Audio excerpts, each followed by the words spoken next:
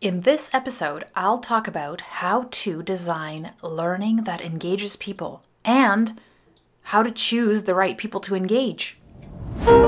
You're here because you want more engagement, more delight, more fun, more learning. You're hungry for change and willing to take action.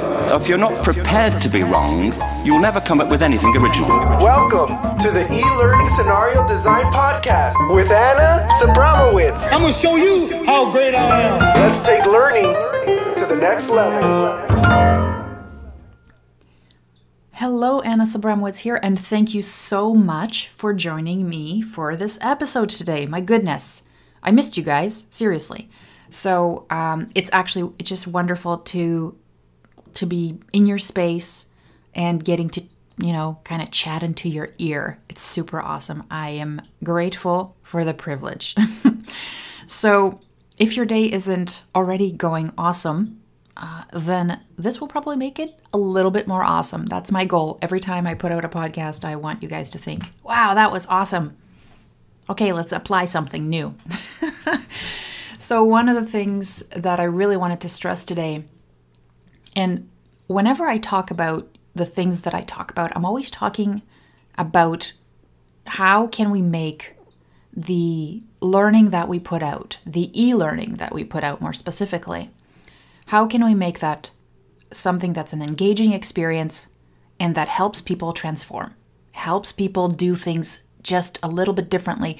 And it doesn't mean that they're always necessarily, when somebody goes through your training, that doesn't mean they got a new skill. But sometimes that means that the learning that they've gone through makes them think about something a little bit differently, and that is what instigates them to maybe go on and do something like find information or how to do something. So I want to take off the pressure of us creating this learning or whatever that has all these immediate, visible kind of impact, because when you really think about it, change happens over time. So for you to be able to put together work that you're really proud of and has impact, that you can't put out something once and it'll get out there and do something, epic. It's strategic. It's little good pieces over time. And that's how change happens, right? It's not like one day you decide tomorrow you're going to be super fit and you make that decision in your mind and you're super fit. It takes time, it takes habits, right?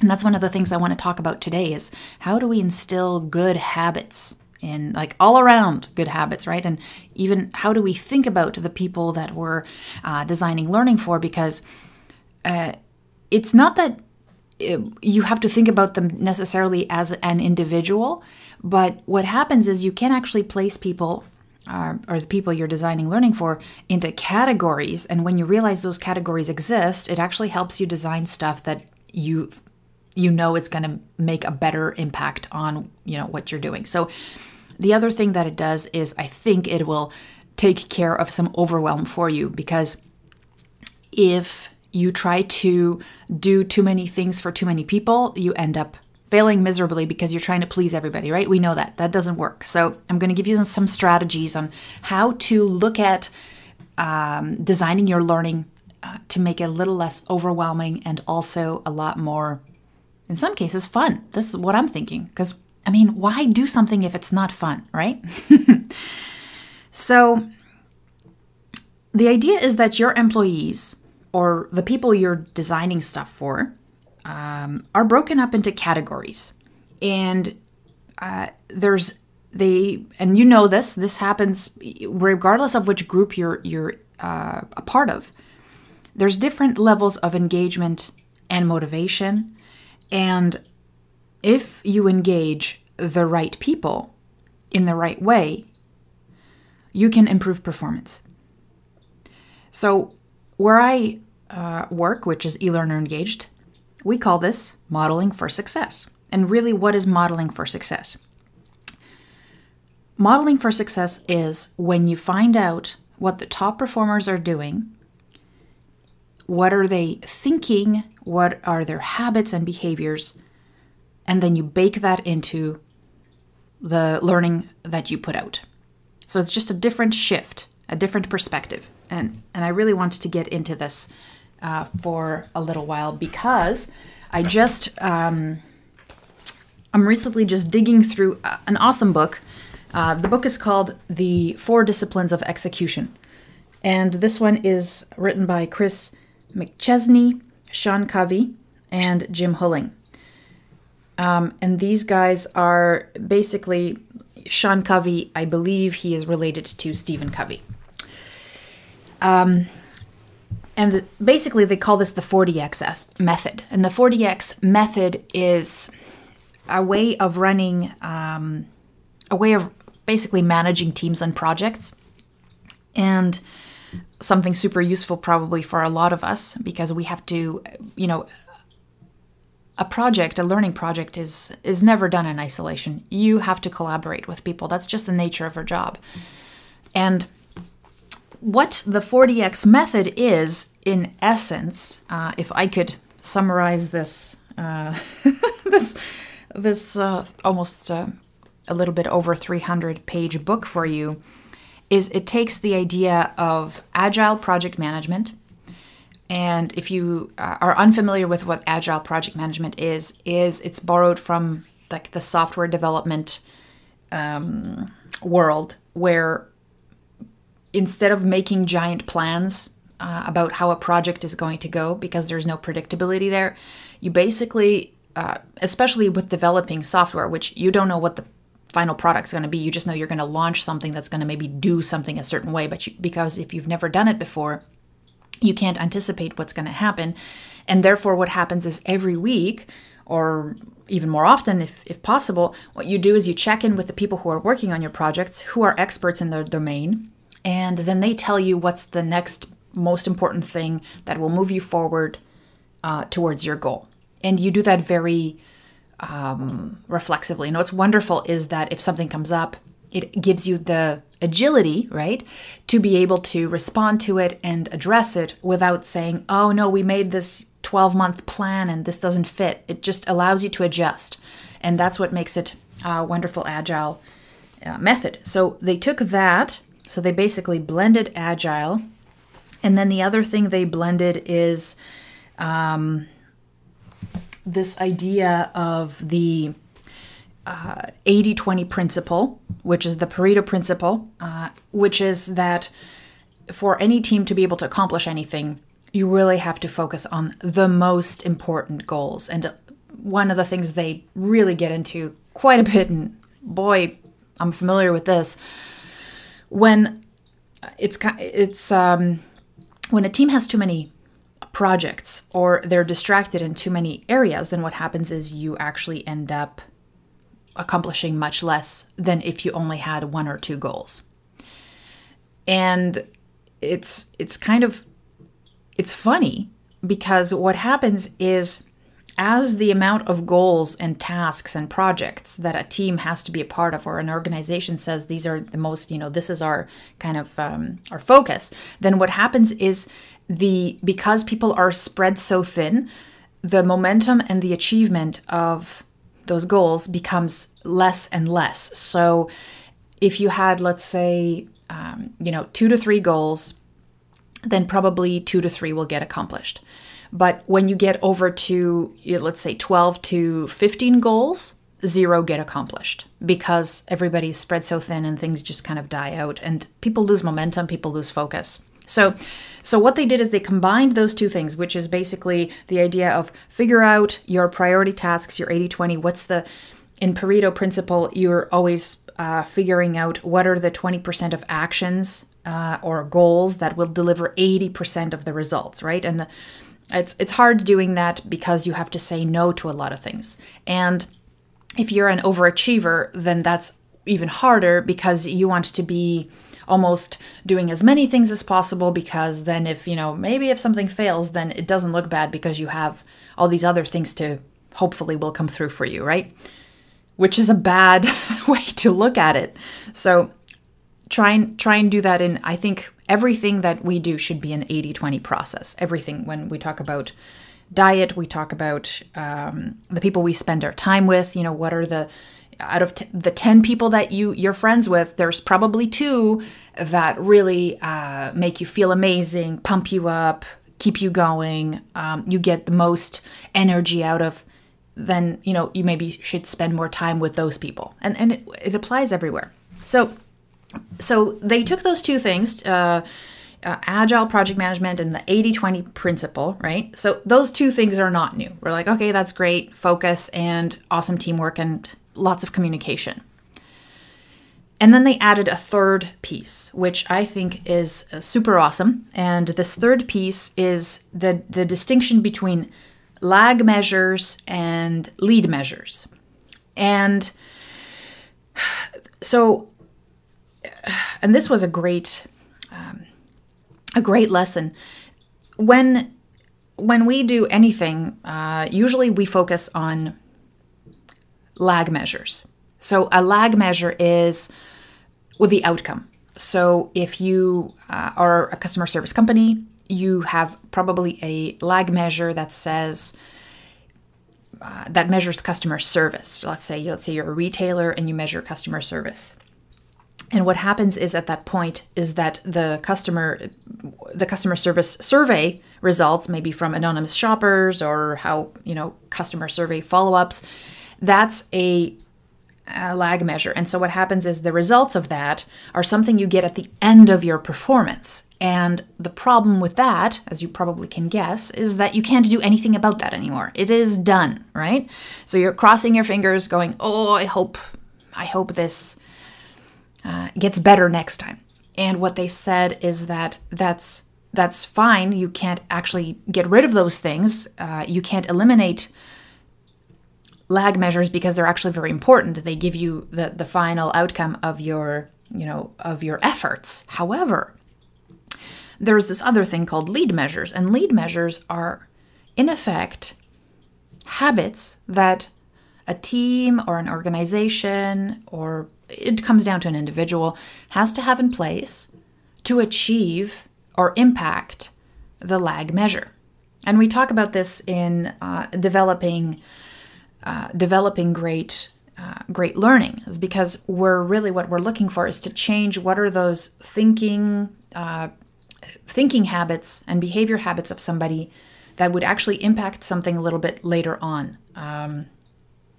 And that's what I call intent-based e-learning. Basically, you're taking your e-learning and you're tying it to something that's that's related to actually impacting the business. So thinking whenever you develop something for your learners is you're figuring out, how the heck do I connect this to that big picture goal? Does it represent the lead measures, the habits that will get people to the great lag measures, which is, let's say, a great customer service survey result. So that's totally awesome. I love that concept, because then what you're doing is, instead of almost thinking of, and the analogy is that, let's say you are trying to get to Mount Everest. You don't think of the final goal and hope at the end of the day. Let's say you have a team, obviously, if you're trying to get to Mount Everest, and you're trying to get to to the top, and every day all you do is you just walk as hard as you can, and at the end of the day you just look on the map to see how much closer you are to the peak, and that doesn't work. There are the only way that you would actually be able to do it, and it's been proven, is that there's certain behaviors, there's certain things that you have to do every day as a team that make it possible for you to actually make it to the peak. So it's not looking at the final goal, the lag measure, did we make it? But you have to identify what are the lead measures that will help us get to Mount Everest. And those lead measures might be, at the end of the day, the entire team talks about where they struggled, what they need help with, because then it helps you adjust the strategy maybe for the next day. Another piece is that the team, regardless of how they're doing, they have to every single day, regardless of the weather, they have to try and let's say cross a certain amount of kilometers to keep them on track. There's no rest days. There's no going really hard days. It's consistency. So those are some things that you have to figure out, let's say at your company, what those things are. And that's actually really fun, because this is the next point that I really wanted to get to, is that one of the other pieces that super resonated with me in the 40X process was this idea that people, and I talked about this, just touched on it before, the idea of focusing on the people who are in a way already very close to becoming better performers. And I call this modeling for success. So what happens is in every organization, and I want you to imagine this, there's a bell curve, right? So if you don't know what I'm talking about, is a bell curve is, it's a graph line and it looks like a bell. So it starts off low at the beginning, there's a lump in the middle, and then goes back to low. So it looks like a bell. And what's funny, and this bell applies to almost every single thing in life, it goes back to that Pareto Principle, where let's say if we were talking about the distribution of people across that bell curve, then the middle, which would have the most amount of people. So your top performers, let's say, fall on the very right. So let's say 20% of the people at your organization deliver 80% of the results, and 20% of those of all your employee workforce is, let's say, there. Then there's the bottom part, which are it's fun in the book, The 4 Disciplines of Execution. They call those people the resistors, which is if there's any kind of new initiative or whatever's happening, they're always the people who find reason to be overwhelmed. They're the people who find reason to be confused. They're the people who tell you all the ways it's not going to work. And basically they resist the change. They resist change. And then there's, so you've got the resistors on the left. You've got the modeling for top success performance people on the right. Those are your models that basically you want all of your workforce to be there. And then in the middle, you've got this huge chunk of people, and they're called the potentials. So that's 60%. And one of the things that is just key is that we don't, when we're trying to create something that's meaningful and maybe changes behavior, what we're trying to do is to take those potentials, that's 60%. The people that are they just need an extra little bit of strategy or push or mindset to get them over, to move to the right, which is where the models are, right? And not worry about the resistors. They'll come along or they'll go someplace else. That's simply what we have to do. And so, because if you have a workforce that's distributed that way, I find sometimes we focus on everybody, and that's not going to work. You have to focus on the potentials. The resistors, don't worry about that. So focus on the potentials. They're the 60% of that workforce. And if you moved half of those, that's 60% of the people that work at your workplace.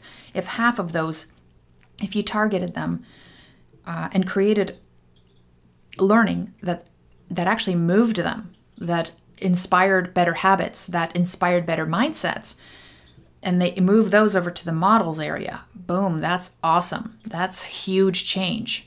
So my advice is don't move to a model where you're trying to reach all the people. And also, this is the critical step. You have to figure out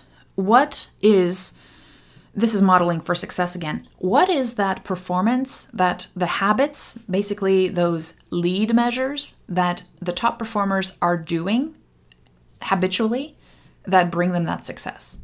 And they have some excellent examples actually in this book, but one of the examples to me stood out really well, and that was this company. They were a retailer, and they were a shoe sales retailer. And a shoe retailer. And what they did is they wanted to, I think this was just an individual store. They just wanted to raise their sales, and they were lagging. So, and you can do this in I bet you can do this almost every single workplace. You can identify who that top person is. You know exactly who they are. They probably have the right attitude, they deliver, and they just do things better, more efficiently. They're a top performer. You know who those people are. Seek them out. They are your gold. And that's one of the things I also suggest is stop looking outside of your company to find things that are going to work. You got all the talent in-house. So just find out what it is, where they are, and then look at those people. And so they did this. They were like, there's a person here who sells the most and who has the best customer service reviews. Who is that person? What are they doing, right? Well, easy for them to find out who that was. Find this woman. And what is she doing? She sells shoes just like everybody else. However, she doesn't bring out just what the customer asked for, because customers don't know what you got in the back. Customers don't know what's coming up. They're not ahead of the latest trends. What does she do? She brings out 4 pairs of shoes. And she always also finds out what these people are, what their families are, or what they're planning for, because if they have kids, boom, by the way, we're having a sale on child's shoes next month. Come by and, so basically what this person was doing was learning more about their customer, providing excellent customer service, but these are repeatable patterns. This isn't something that you have to imagine every time. It's how can we bake that into the system? So what they did is they baked it into the system. They had the employees